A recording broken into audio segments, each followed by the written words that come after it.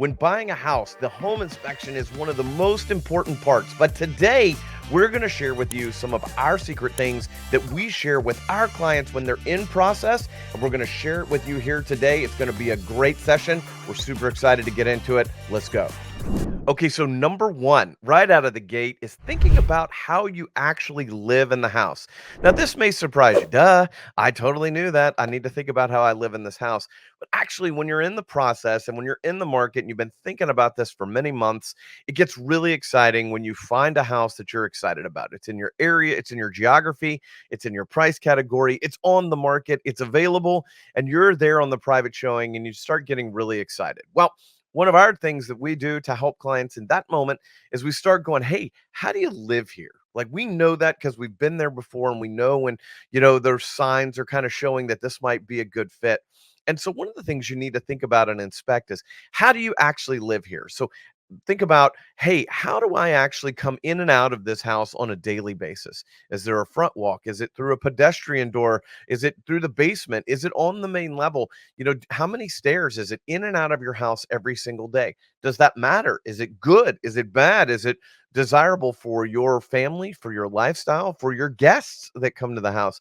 Start thinking about those options. How do we actually live here? Think about the daily things, where the drop zone is when you're coming in, from running errands or coming in from work or school or church or whatever it may be, those daily activities in our communities.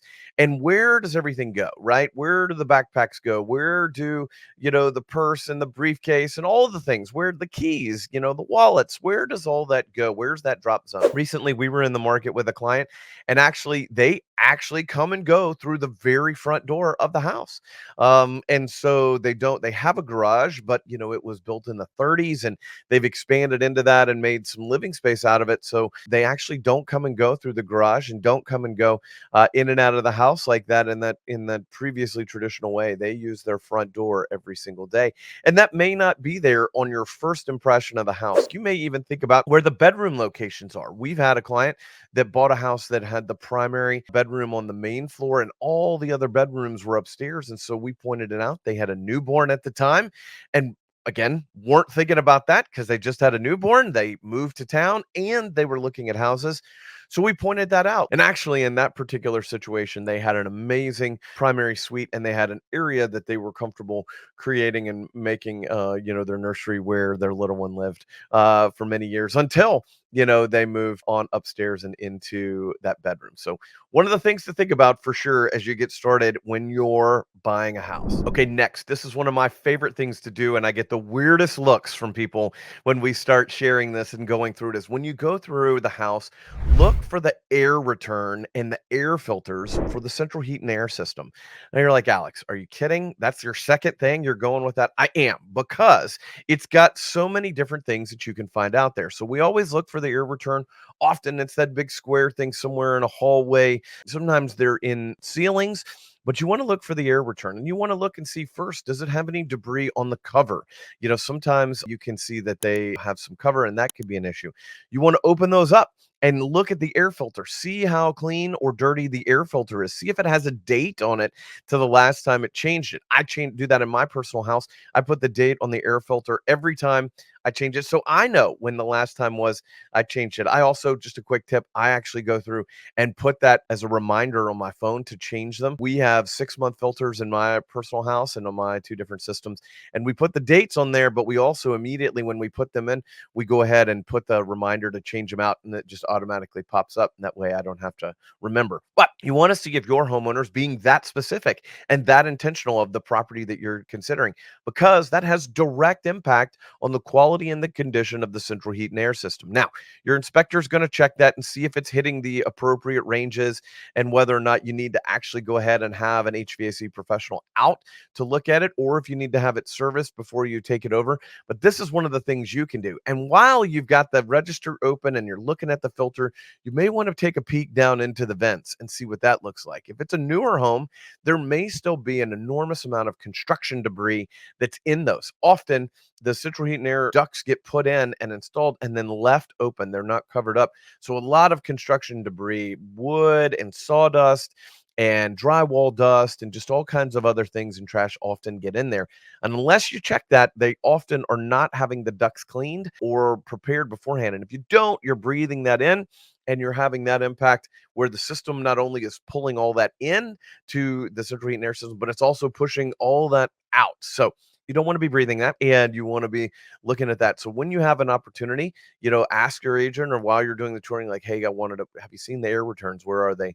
Look at that because of look at all those. And again, not a big deal if you find out that it's covered in dust. We actually tell our clients to go ahead and get those things shipped to them, get 12 months supply, change them out every single 30 days. That's one of our tips that we share with our homeowners because get the cheap ones and get the ones that you'll trade out. When you get the expensive ones, you want to stretch them because they cost so much more. So it's better to have it changed more frequently with the cheaper filters than having the big ones.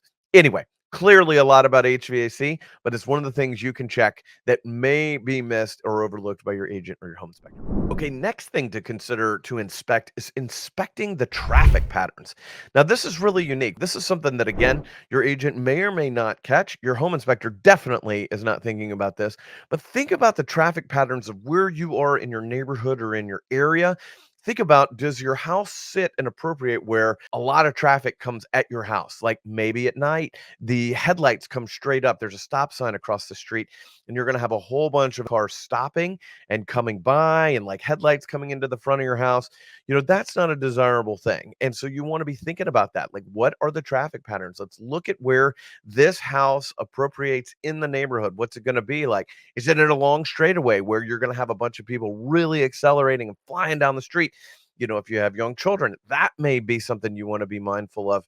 But consider the traffic patterns when you are, as opposed to you may be a benefit to be all the way at the front of the neighborhood. If it's a second home, we tell clients that buy second homes with us, it's actually a good thing to be towards the front of the neighborhood because there's a lot of people coming and going, and it's not opportunistic for anyone to do anything mischievous, to the property when you're not living there all the time. So make sure when you're buying a house, you think about some of the traffic patterns around your property. Now, this is one of my favorite tips that we share and use with our clients in process.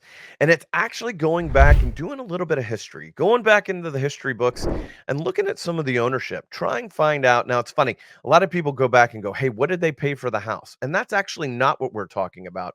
We're actually talking about looking at the ownership of the house, seeing who previously owned it and the duration. Now, more commonly, this is a generalization across markets, but more commonly, you'll see people that are in really desirable long-term value areas will stay for a very, very long time. And so that just is a trend and a check box to go through on your checklist when you're buying a house. But you want to see who lived here, how long. We actually go through and actually try to find, who the builder was, even if it was built over 100 years ago. Who was the builder? Who was the original architect? We have some houses in our area that has value based on who it was and when it was built and what type of home. It's a really hyper local trend that you may want to look into and find out about. You also, on the negative side of things, you may want to find out, if it's moved a bunch quickly, if it's had a lot of turnover. Occasionally, you'll go through and find that you'll find a house that was foreclosed on or may have been left empty or abandoned for a while. And if so, that may want to elevate some of your other inspections that you're having on the property. Or there may have been, a traumatic or stigmatized event that's happened in the property. Looking at it, you may find out that, hey, all of a sudden people only live here for about a year and a half or 2 years. What's up with that? Now, we know that being hyper local in the market that we see that house and it seems to be that it's always for sale. What's wrong with it, right? Is it a mechanical problem with the house? Is it something in the neighborhood? Like what is going on, that house is always in the market? Checking the ownership history will help you, figure out, things that you might overlook, and you may find a hyper local trend, and it may be just that time that someone is just coming to sell. Okay, this is one that we share in our market all the time, and it's talking about storm water management. Now, that's because we're in Tennessee, and in Tennessee, we can have rainstorms that pop up and burst and drop an enormous amount of rain in less than an hour. We can have rainstorms that come through and will drop 3 inches of rain, in less than an hour. It's just like a water balloon going up and just popping it with a pen and it just, going through and soaking somebody. So that can really happen. Quite humid. And when we have those, you want to know and be looking around. So when it happens, now it's really interesting if while you're buying the house, you can have some rain event that'll come through and that'll help as you're looking at things like the roof and gutters and things of that nature. But also, you want to know about what happens when water happens. You want to know if, hey, is the driveway angled such that when it rains really hard, we get water that comes down and into the house and rushes into the garage. How's the house set up to manage that stormwater? And you want it to be set up to manage the worst case, not just, yeah, most of the time, but I can tell you from experience with clients and experience myself that you want to think about that. My personal house actually deals with 7 different yards runoff. And so when we get those 3 inches of rain, my house is dealing with, from a stormwater perspective, 7 different full yards of runoff because I've got two houses behind us and one to the side, and then ours, and then the two across the street. All of that stormwater, those 3 inches in across all of those areas come towards our house. So we actually have a significant stormwater management system both in the ground and then in berms. And then we just have multiple layers to it as well as in-ground drains that help push the water around our house, which is what we care about at the end of the day, right? Ultimately, you also want to see that it's not going to be a problem long term, that after a major event, things will go ahead and dry up before, about 36 hours. You want to see that, at least in our market. Maybe not, if you're in the desert somewhere, that's not necessarily accurate, but it'll just depend case by case. So, and in different markets, you'll have different hyperlocal things. But make sure you look for, weather and storm weather management. In certain markets, it's going to matter about the snow load, right? And how they do that and how you manage that and those different types of things. So, anyway, make sure you're considering the storms and the storm management, those not so perfect, sunshiny, beautiful days that I'm sure you're seeing your next house on. You want to think about those bad days too. Next, this comes up in our market all the time. Hey, Alex, where is our safe place in our house? And, we're in Nashville, Tennessee. And so often we have different storms that come through that can be tornadoes and it can be high winds and all kinds of other things. And so, especially when people are moving here from out of market, we end up talking to them about, hey, where's your safe place? And so that's commonly an interior room, an interior hallway, or a basement, lower level room in your house that can have good protection for you and from you should there be a significant or serious weather event. You, of course, want to be prepared and know all the various channels. There's all kinds of hyperlocal resources that will help you in your market. We have a couple different ones that we follow. We actually follow the National Weather Service. We also have a local amateur weather people that we follow that are actually really good and help us in the market. And if you want to know any of those things, please drop us a note in the comments below. We'll tell you who they are. So find out where your safe place is in this house. And even if you're renting the house, you're going to want to be able to tell your future tenants where their safe place is. Okay, so my favorite and final tip that we're going to share with you that you need to look for when you're inspecting, when you're buying a house, and this is actually going through and seeing the house several times and at several different times in the day. You want to go visit the house and see the house that you're considering, not just at your initial appointment. Again, you're going to do it, probably in the daylight, probably, when it's just an ideal time. And that's at least our initial, mind's eye vision of this, right? But you want to go see it if you're considering it or you've been out.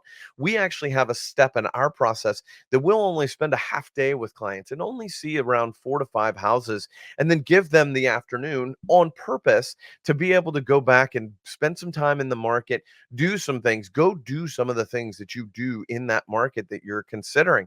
And so this is the thing that they do with the other half day is they go back around and they see what the traffic pattern is when school's out. They see what the traffic and the neighborhood pattern is at the end of the day, at rush hour, right? When people are coming home or leaving for work. Go see it at a couple different times a day. Go see it on the weekend. Can you even get in there when everyone's home?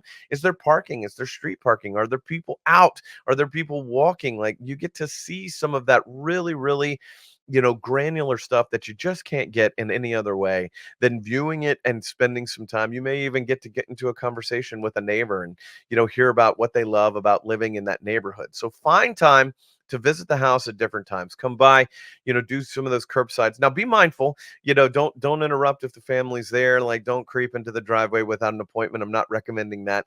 But I am telling you to do a little bit of the local research, right? Go to the coffee shop and ask the people at the coffee shop, like, do you love living here? What do you love about it? We're thinking about it. If you see someone out walking their dog, you may be able to say, hey, flag them down and speak with them at the right time of day. But all those things really help to really secure that you're making a really good purchase on this particular home purchase. All right, guys, that's it. Thanks for joining us today on what you need to be looking for when you're doing home inspections and when you're buying a house, things your agent and your inspector may miss. So let us know which one you liked the most. Tell us in the comments below. It really helps us. It helps us meet other great people just like you. It helps us grow our channel, and ultimately it helps us grow our real estate practice. And that's why we're here. We're thankful you're here. Please help us and subscribe. Please share this with a friend that you know that needs to buy or sell real estate in Nashville. Or if you need an introduction to a different market, we can help you with that too. Until we connect again, my name is Alex, and I'm your friend in real estate in Nashville.